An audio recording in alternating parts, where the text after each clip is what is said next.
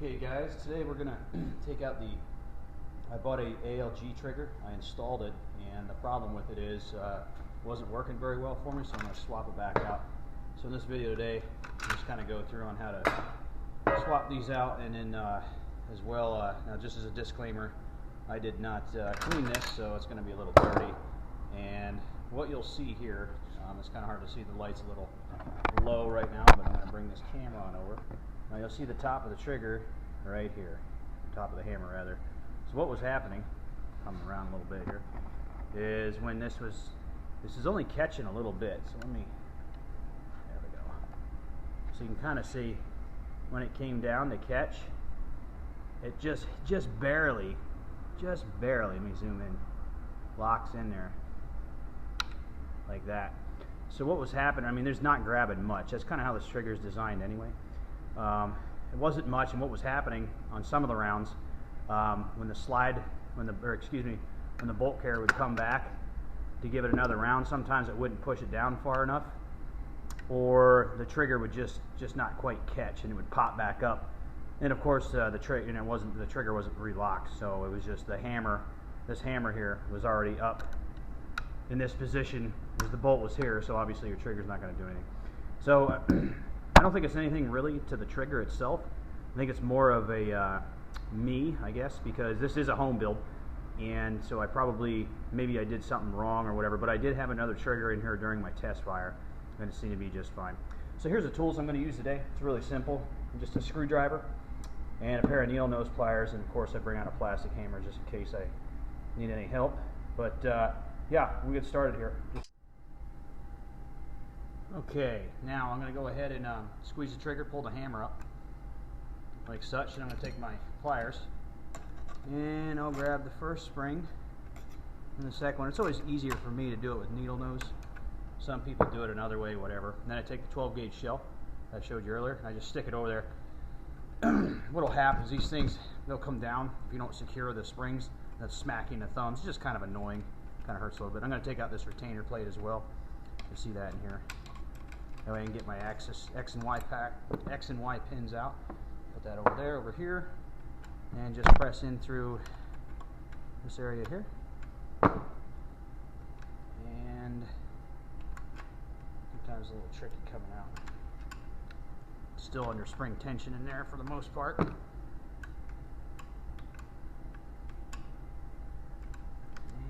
come on. I should just clip my fingernails too. That was probably the wrong time to do it. There we go. Okay.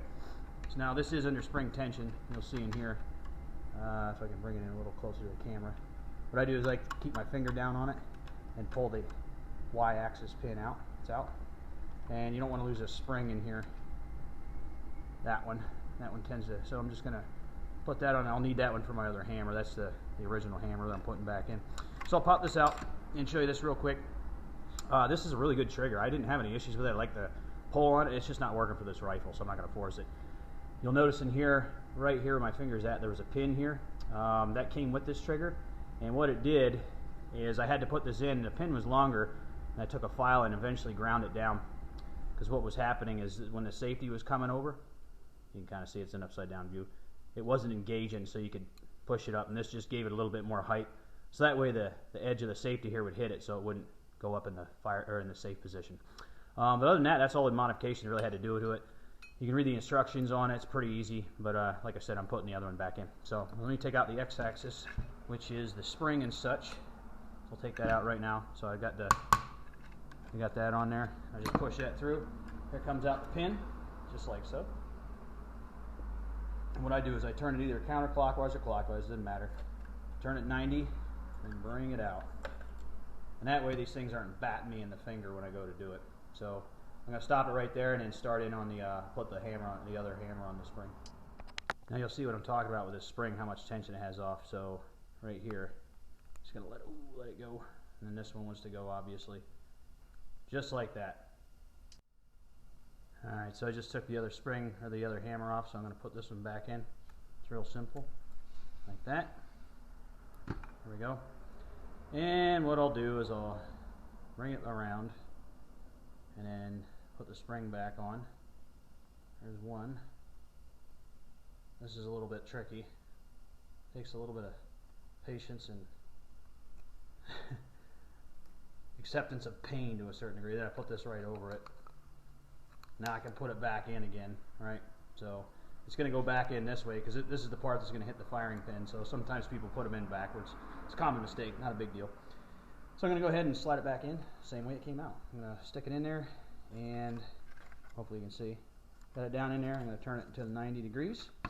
Then I'll slide my pin back in, my y-axis, or that's the x-axis pin actually.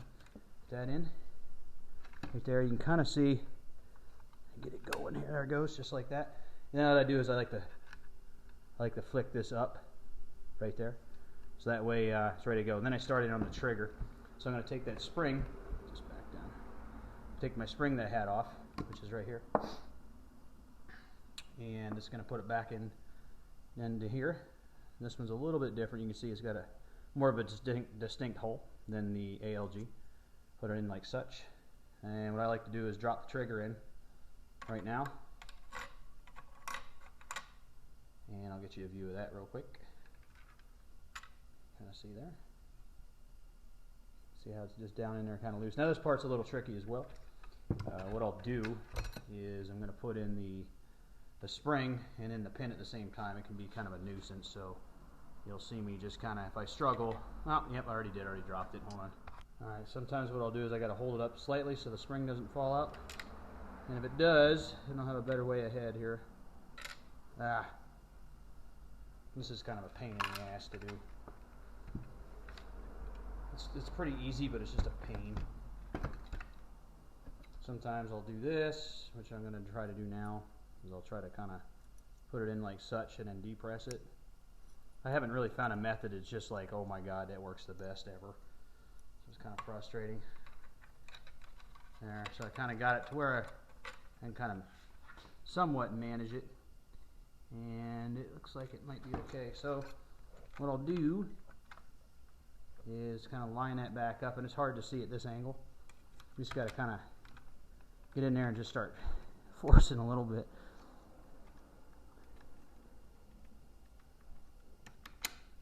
There she went, finally, and I got to line it up to the other side, which should be here in just a minute. There it goes. See that? Now she went in, so it's ready to go. What I'll do now is put in the retainer clip, which is one of these little fancy guys.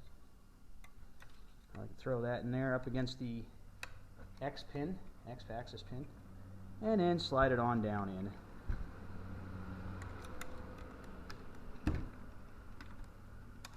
Come on. Just wants to fight me the whole way today, I guess.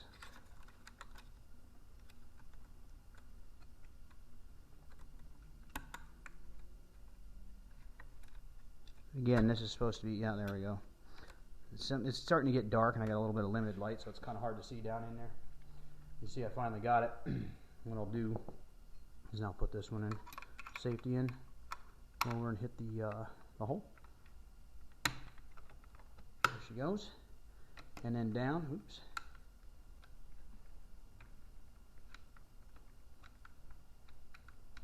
Slide it over. This is where I got my screwdriver. Sometimes it catches in there.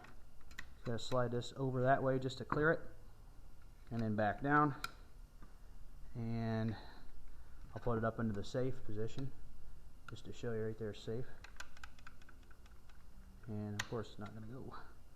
Alright, and that's that. So now, moving on to the next thing, we'll go ahead and drop the springs down, one at a time. This one will tend to kind of go, you got to get it in between, yeah, there it goes, just went, oops, hit the pin, just like that. There's one.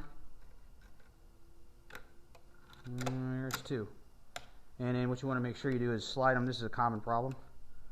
Slide it down onto the railings here, like that.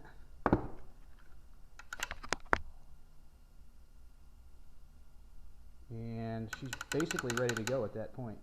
So just function check it quick. Yeah, that's hitting a lot more up here. So on the ALG Trigger, it was barely catching this piece right here. It was just ever so slightly. And this one's gonna come up, and that's just what we want. So We'll function check it quick. I'll throw the bolt carrier and the bolt back in. Throw the spring in.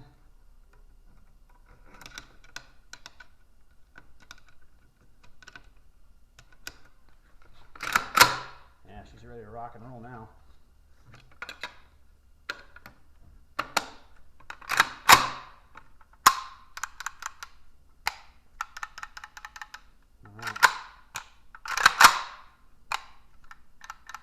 And the safes work. See how the hammer's not going. So everything's good.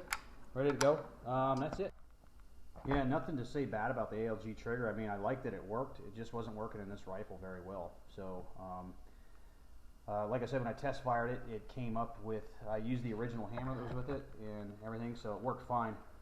I read a lot about the ALG, about how good it was, and decided to get one. Of course, it didn't work. So I'm going to try it in another rifle, but yeah, that's pretty much it. Using these is a lifesaver, by the way, the shell. So if you can go find a spent one, it's going to save you a lot of butt pain. So thanks for tuning in.